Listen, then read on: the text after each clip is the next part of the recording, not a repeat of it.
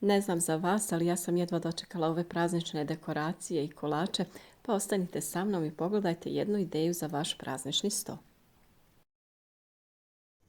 Sastojci koji su nam potrebni jeste 450 g brašna, ovdje imamo jedno jaje, 150 g šećera, 3 kašike meda, imamo 1 decilitar mlijeka, 30 g margarina i ovdje imamo jednu malu čajnu kaškicu sode bikarbone. Prvo što trebamo napraviti jeste staviti na vatru ovaj margarin, med i ovaj šećer i to zagrijati da se margarin rastopi te smaknuti s vatre i tome dodati mlijeko. Znači stavili smo margarin, med i šećer i to ćemo da rastopimo lijepo na vatri.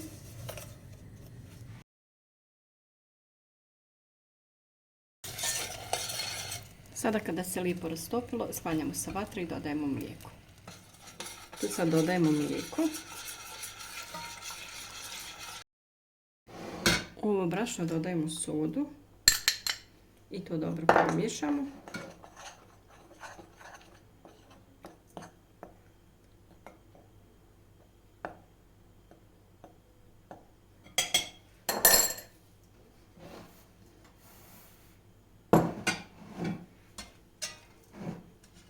Sada ovu smjesu dodajemo na brašno.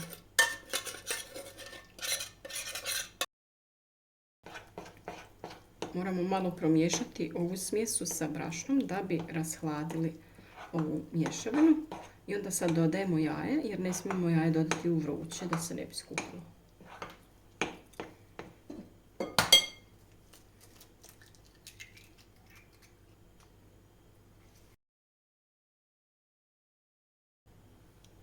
Kada smo dobro razradili tijesto, ostavljamo ga pola sata da se ohladi i onda ćemo da ga podijelimo na 3 dijela i da napravimo 3 kore. Sada ćemo da radimo kremu, ona se radi od 500 ml mlijeka. Imamo ovdje 4 kašike brašna, znači ova je ovoliko otprilike vam treba biti u jednoj kaški, ne sad skroz ravna, treba nam malo više brašna, 1 vanilin šećer, 250 g šećera u prahu, 1 margarin za kreme i 3 kašike ruma po izboru. Možete i dodati aromu ruma ili ako ne želite rum možete aromu vanilije.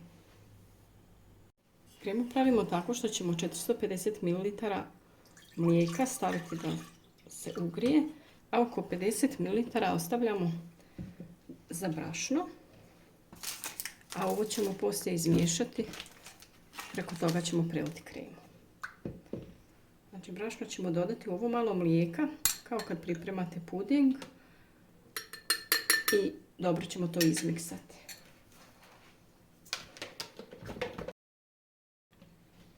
Ja to prvo izmiksam tako da ne bi bilo grudica kada to stavljamo u mlijeko. Ukoliko se bojite da ne bi imali neki grudica, slobodno možete da procjedite ovu smjesu tako da budete sigurni da neće biti grudica u kremi. Mlijeko ne treba biti previše vruće, samo počnite lagano miješati i dodavati postepeno. Jer ako je mlijeko previše vruće, moglo bi se desiti da imate previše grudica.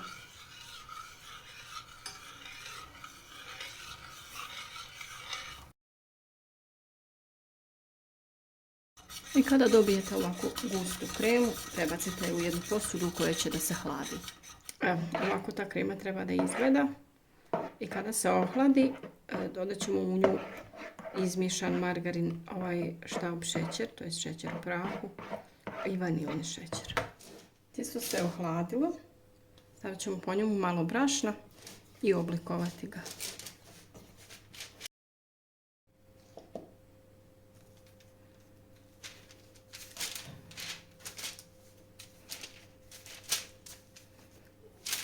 Ovo tijesto je tako lijepo, nije lijepljivo.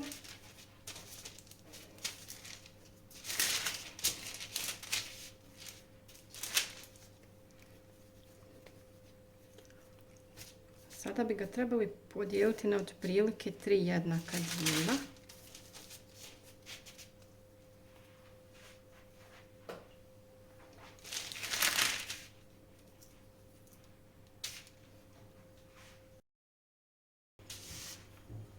Sada tijesto trebamo razvaljati i da nam sva 3 tijesta budu jednake veličine.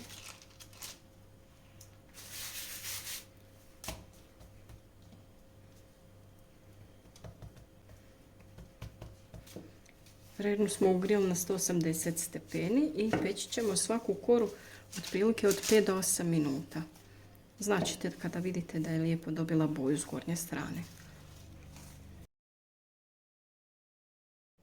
Sada kada smo izvaljali ovo tijesto, lijepo ćemo da ga izmjerimo na 35 cm. Višak ćemo dodati u ona druga tijesta. Tako ćemo imati sva tijesta jednaka. Evo ga, ovako treba da izgleda ovo jedno tijesto i svako pečemo od 5 do 8 minuta. Tijesto ćemo samo da prebacimo na obrnutu stranu pleha. Evo ovako izgledaju naše kore kada su se ispekle. Zlatne, lijepe boje. Još jedna treba da se ispeče. I mi sada idemo dalje sa kremom. Imamo tu margarin za kreme. U njega dodajemo 250 g šećera u prahu i jedan vanilin šećer.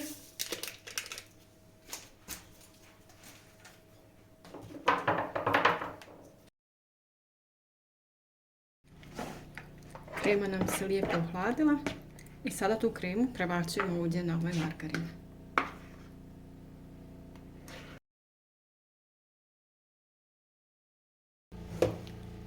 Dodali smo i rum i sada naša krema gotova, treba malo da se ohladi i možemo da filujemo. Najbolji način za uklanjanje ovog papira je sad da skroz dole vučete papir nisko, tako vam neće da se odlijepi dio kore.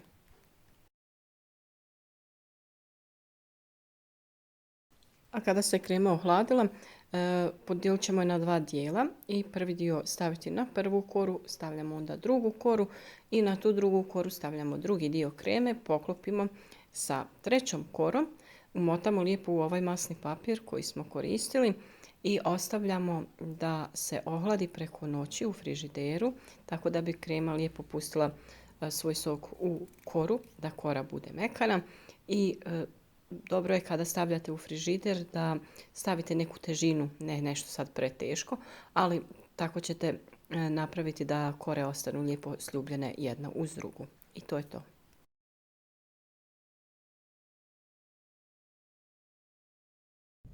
Za glazuru nam je potrebno 100 g čokolade, 30 g margarina, 3 kaške šećera i 3 kaške vode. To ćemo sve otopiti na par ili u mikrovalno i s tim premazati kolač. Kolač je odstojao u frižideru preko noći i sada samo ga prelijemo sa glazurom.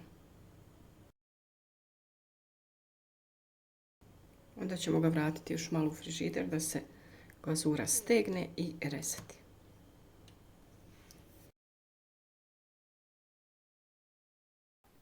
Ravnomjerno razmažite ovu glazuru, a i ovo malo ako se vidi dio tijesta nakon što se ova čokolada lijepo stegne u frižideru, ni to se neće vidjeti, tako da nije bitna neka prevelika preciznost.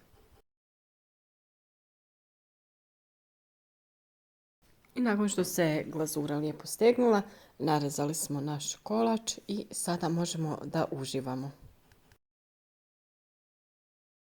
Priprema nije nešto teška, bitno je samo dovoljno tanko razvaljati ove kore. Ja sam valjala na veličinu 30 x 35 cm. Možete čak i na onom masnom papiru da sebi ocrtate veličinu i tako onda samo obrežete rubove koji su vam višak. Mi često volimo da pravimo ovaj kolač, a nadam se da se i vama sviđa, da će se lijepo uklopiti uz kolače na vašem prazničnom, to jest blagdanskom stolu.